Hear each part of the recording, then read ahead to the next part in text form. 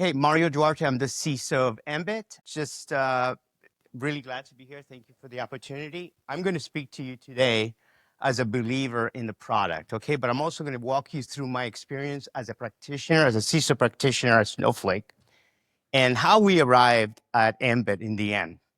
But I also want to do another disclaimer. These are my opinions, my experiences. I don't speak for my former employers. Fair enough? And so today I'm talking to you not as an impartial CISO, but as somebody who's a believer in the Aembit product because of the experience. 20 years, 20 plus years in the industry. I know I don't look it. In 9 plus years at Snowflake, I was the first CISO of Snowflake, first security person, helped build a team to 150 people, and stepped down in 2023 before some of the events that happened last year with some of our security, some of our customers at Snowflake. So before I go into this whole discussion, is everybody familiar with Hitch Partners and what they do? Well, they do a survey as well, and it's an annual survey where they ask a bunch of CISOs what their salaries, their compensation structure looks like, who they're reporting to as well. And one of the things that caught my eye was this thing about IAM. And in it, they said that CISOs are responsible for the user. I'm going to go user and then I'll go NHI, but user IAM space, responsible. So for all the CISO and security practitioners here, can you raise your hand and tell me that that's you? You are responsible for IAM? How many of us are accountable? In other words, there's a security incident that happens in the user community, user credentials. Somebody's responsible for those users, for adding them and removing them, but we're accountable. We're the ones holding the stuff at the end. Can I get a show of hands if that's who you are? So one of the things I think there's a kind of I think the question was not posed well on this survey. When I speak to a lot of our colleagues in the CISO community and the security community, most will say that they're accountable, not responsible, but accountable. And I want you to keep that idea, keep that thread through my presentation, because I think that's one of the challenges that we are facing, especially in the NHI space, right? Non-human identity space, workload, automated workloads, because oftentimes it's not the security teams building these applications. We're not the ones setting up these NHIs. It's actually the DevOps, the engineering team, the IT group. Does that resonate with everybody? Great. So before I go into the whole, how did we get to Aembit, I'm going to go back 5, 6 years. And one of the challenges we were faced with was to try to understand how do we reduce a major security data breach occurring at Snowflake, right? And where do we get that? How do we find out? What are people thinking about? How do we reduce that? And 5, 6 years ago, which nobody's surprised, 88%, 90% of security data breaches, even today, somebody keep me honest, are a direct result of human errors, human mistakes, misconfigurations that happen in the environment. And by the way, the more complex the environment, the more likely human errors are going to happen. And if you look at the top 5, 10 mistakes of human errors or negligence, you'll see that some of them, there's a common theme. Credentials, passwords, phishing attacks, right? So it's a lot about identity and credentials. So we got rid of passwords. Most locations, we got rid of user passwords because we felt that that was a real big problem. They're easily phishable. Everybody could, I don't need to go on a rant about how those things can be complicated.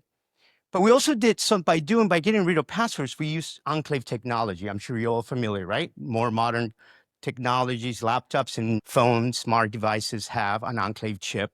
It's like a roach motel. The roach go in, but they never get out, right? So you could put these identifiers like in certificates as an example. But it also allowed us to identify the laptops. And we could say that laptop belongs to our company. That's not a user or an external laptop. And then we can also identify and tie it to the user who's using that laptop. And then we implemented MFA 502, and you heard some of our guest speakers talking about MFA 502 not being helpful. I mean, being good, but not bulletproof. And that is correct. Once you get past your IDP, you authenticate yourself, you're going to get a session ID from an application, okay? And unless the application is doing global auth with the IDP, it doesn't matter if you reset the password on that user in the IDP. There's still a session ID from the application that's living in that browser on that computer. And these is how you get, you get an extension on your browser, The attacker will grab those credentials, the session ID, and here you go. That's where MFA 502 is not going to help you. Nothing's going to help you at that point. But we also enforce things such as policies. In other words, we want to make sure that the laptop not only just belonged to us, but was it patched? Was it patched at the level that we wanted it? And what it also, is it running, your EDR tools, your CrowdStrikes of the world? And is it working? And if it's not working, don't give them the credentials. Don't let them advance go. Don't let them get authenticated until they fully get patched and their CrowdStrike's working. Does that sound familiar with everybody here? Have most of us done this already? Okay. So why aren't we doing this for NHIs? If this works, and by the way, we did find that it worked. Our results show that it did work because we could see a lot of the former attacks we were noticing were not getting, we weren't seeing the success rate or period because it made it difficult for the attackers, right? Attackers, unless you're a nation state, cyber criminals are opportunists. They're looking for the low-hanging fruit. They're there to make money, right? But there were some unexpected benefits when we did this deployment, this model across the whole company. We started getting unsolicited emails from the employee population. Usually, when security people hear unsolicited emails, people are bitching, complaining, what are you doing? But this was different. People actually were thanking us for getting rid of passwords, for using biometrics, for making their lives easier. In fact, emails were going all the way to the CEO, my boss's boss, thanking them for how productive we were being for them. Think about passwords.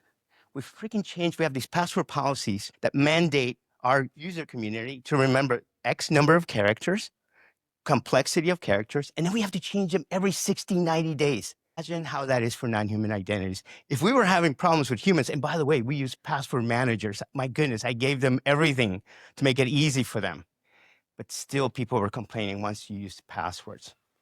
So the benefit, what we learned from it, and I wasn't expecting is, and here's for all you vendors, security vendors, including myself, try to find a security tool that makes life, not just security, improve security, but makes life easier for our user communities, for our developers. The other thing we found out was, the whole thing about defense in death concept, it's kind of a multiplier effect. Think about it from an economics perspective. It's a multiplier effect. How so? Well, once your security tool integrates with your customer's existing security tools, there's a huge security benefit. It makes it harder for an attacker to exploit certain things. If your system is patched, if your system's running the right EDR, if your system is having X with your existing security tooling, it improves everything. More often than not, all us vendors go and ask our security customers to rip and replace. And I think that's the wrong concept. Make sense? And then after we took away all that user community, by the way, user errors, you know how you get user errors with passwords? 60 to 65% of our help desk tickets at Snowflake before we got rid of passwords, before implementing this, guess what? It was all about resetting passwords. Or it was about, I can't log into this, or I can't log into that. So we were generating a ton of noise in the system. I'm not even talking about our SIM. Right? So, by the way, Snowflake when I was there, we used our own dog food, as I like to say. We use Snowflake as our database to analyze all the traffic that was going on, all the behavioral things. We had a lot of insights into how our employees, how our applications were working or accessing things. So we began, once the noise reduction occurred because of the user not longer needing to use passwords, something started happening. We started noticing NHI problems. These shared credentials, these tokens that have been there in the environment the whole time. They've been there all this time, but they were covered by all the other noise. And so it's great for all the NHI IGAs. Look, let me just say this, IGA, NHI IGA, you need to have it. You need to have visibility. You can't fix the problem if you don't have visibility into it. It's really important. So I'm not here to argue against that. I'm also not arguing about authorization. You have to have the right authorization. You need to. But there's something that's changing. Monitoring and alerting alone is not going to help us. Why? Well, once we started noticing secrets getting put in GitHub or GitLab, in the public GitHub or GitLab, do you know how quickly those credentials an attacker gains access to the credentials? Anybody want to take a guess? An hour? 30 minutes? 1 minute. 1 minute. So I want you to think about that. All the monitoring and alerting we have, which we did at Snowflake, we saw those things.